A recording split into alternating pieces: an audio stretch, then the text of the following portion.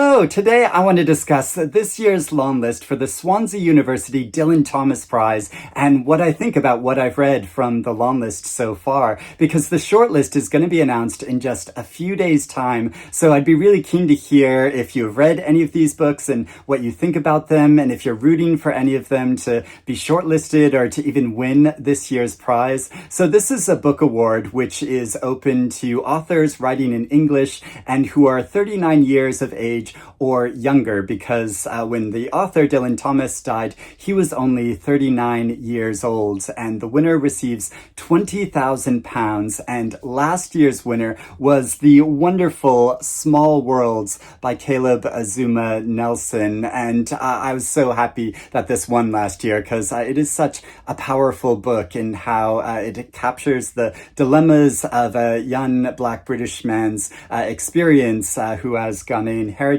and how he explores that heritage, but also his trying to figure out what he wants to do in his life with romance and education and work and with his family. Such a powerful book. And when I went to hear him read from it, he signed it for me, and he wrote, "With all my love," which just really broke my heart, even though he probably writes that in everybody's book, but it made me feel very special.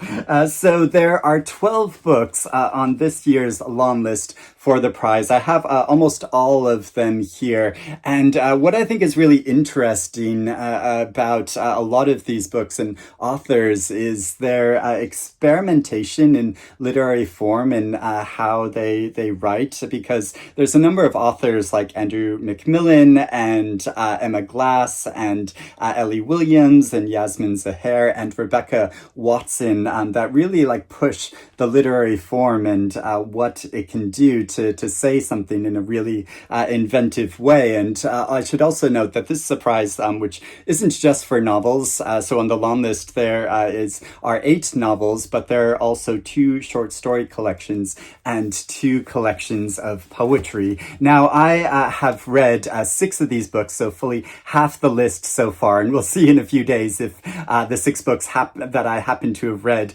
all make the short list. But I want to get into my thoughts about what I've read so far, and then the other books that I'm looking forward to reading. First, I want to talk about the novel that I just read, which is I Will Crash by Rebecca Watson. I've been really looking forward to this because I loved her debut novel, Little Scratch. And this novel is also inventive in its structure and style, as it relates the story of a woman who has very conflicted feelings about her brother, who ruthlessly bullied her throughout a lot of her youth, and but also it deals with the continuing effects and trauma of sexual assault, but also deals a lot with grief and modern life, and she captures this all really inventively with this prose style that is almost like poetry in how it darts across the page, and it's written in an almost kind of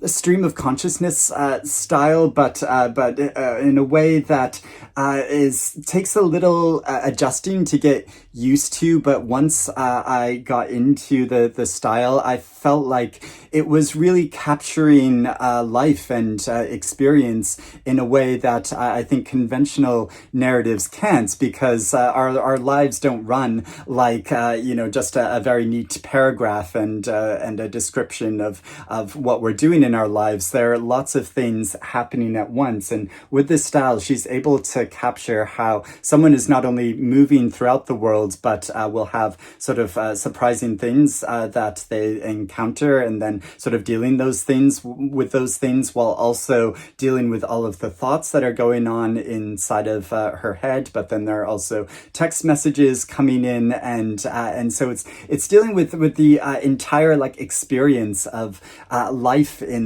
this way, and I feel like she captures something so essential about our experience in this way, and it gave me a really new perspective and insight. And so I think she is such a powerful and exciting new writer. Pity by Andrew McMillan, which is a really interesting debut novel by an author who's been a very successful poet, and I've found his poetry to be very meaningful. And this story captures three generations of men in Yorkshire, and the story moves between their different narratives. So there's the grandfather who works in mines, and then it follows the experiences of his two adult sons, but also his grandson, who's a drag performer who performs political shows alongside more kind of commercial shows in order to make money, and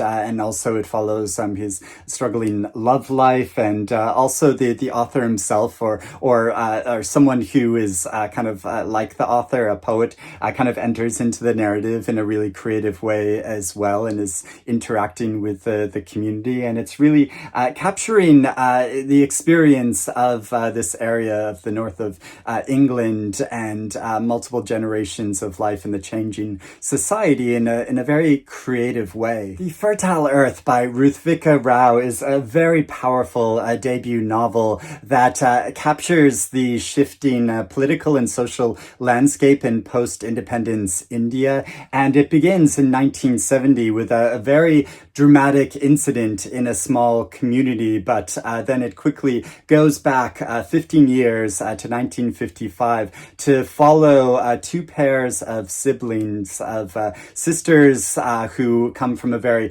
privileged family in the local area, and then brothers who are servants, and the sons of servants for this very privileged family. And it explores the dilemmas that all of these characters are experiencing, and their shifting and changing relationships over time. Also, there is a wild animal loose in the community, and how these two pairs of siblings go out to try to capture this wild animal. But then it follows them in the years going forward, and how they are all dealing with their own issues, but also showing their shifting relationships. And I found this such a moving and evocative novel. It is so atmospheric and how it creates the environment of this community, and the jungle that they go to explore, but also the nuances of these characters' lives and everything that they're going through. I found it so moving. Glorious Exploits by Ferdia, Lennon, and this has been getting a lot of prize attention. Last year it won the Waterstones Debut Fiction Prize, and more recently it was nominated for the Nero Book Awards, and very deservedly so, because it's so inventive.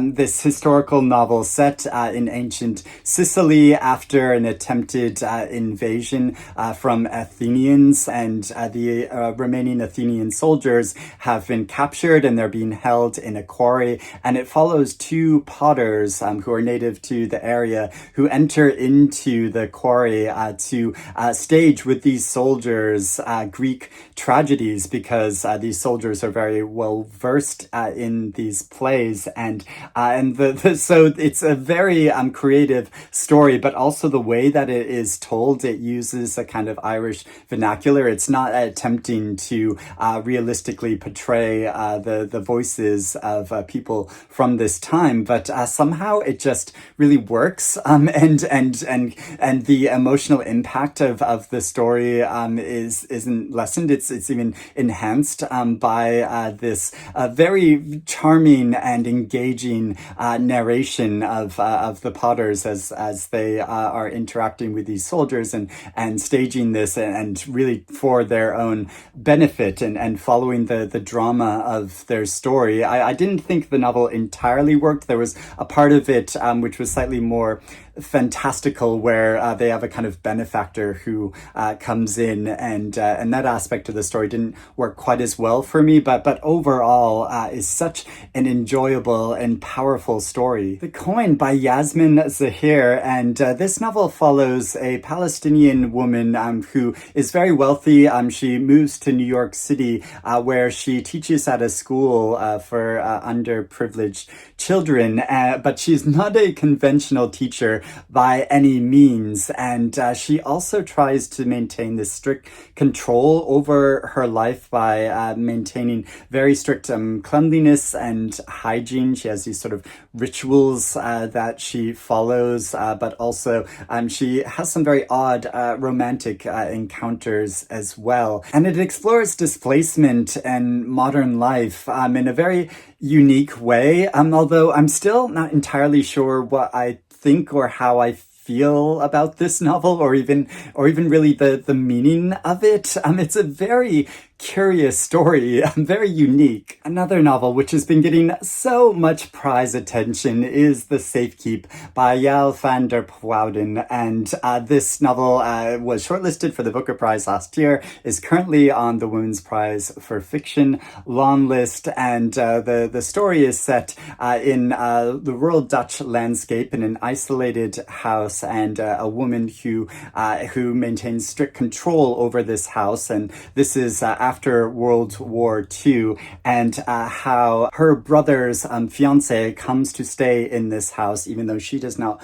want her in this house. And so it's about the very tense relationship between these two women, and how their connection evolves over time, and the many secrets that both of them and this house harbor. And it is a story that is very thrilling to read, and I found my emotional response to it really changed over the course of the story, and what is revealed over this very tense and engaging plot. And it's such a creative and powerful book, and I'm glad it's been getting so much attention. So those are the books that I've read, and now for the books that I'm looking forward to reading, and one that I've started already, which is the poetry collection Forest of Noise by Palestinian author Mosab Abu Toha. And these poems were written after the author's home and his personal library were bombed and destroyed by Israeli soldiers. And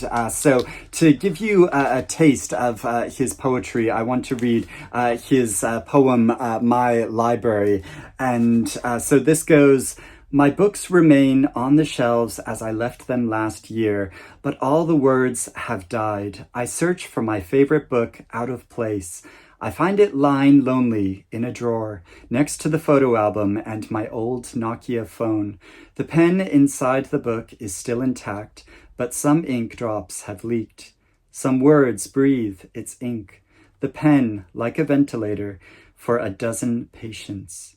Home, Jerusalem. The sea, Haifa. The rock, the oranges, the sand, the pigeon. Cairo, my mother, Beirut. Books, the rock.